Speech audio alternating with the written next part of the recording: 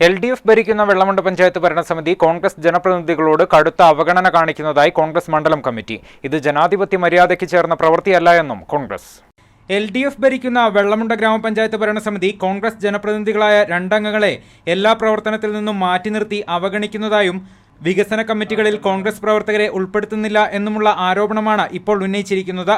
കഴിഞ്ഞ ദിവസം വികസന സെമിനാറിൽ കോൺഗ്രസ് പ്രതിനിധികളെ ഉൾപ്പെടുത്തിയില്ല എന്നാരോപിച്ച് പ്രതിഷേധ പ്രകടനം സംഘടിപ്പിച്ചിരുന്നു. ഇതിനു പിന്നാലെയാണ് കോൺഗ്രസ് ജനപ്രതിനിധികളായ 2 വാർഡ് അംഗങ്ങളോട് ഭരണസമിതി കടുത്ത അവഗണന പുലർത്തുന്നതായി മണ്ഡലം കമ്മിറ്റി ആരോപിക്കുന്നത്.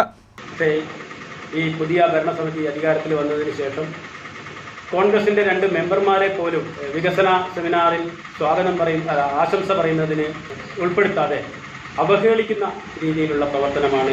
എന്നാൽ ആരോപണങ്ങൾ അടിസ്ഥാനരഹിതമാണെന്നും എല്ലാ പ്രവർത്തനങ്ങളിലും മുഴുവൻ ആളുകളെയും സഹകരിപ്പിച്ചാണ് ഭരണസമിതി മുന്നോട്ടു പോകുന്നതെന്നും ഗ്രാമപഞ്ചായത്ത് പ്രസിഡന്റ് സുധി രാധാകൃഷ്ണൻ വ്യക്തമാക്കി.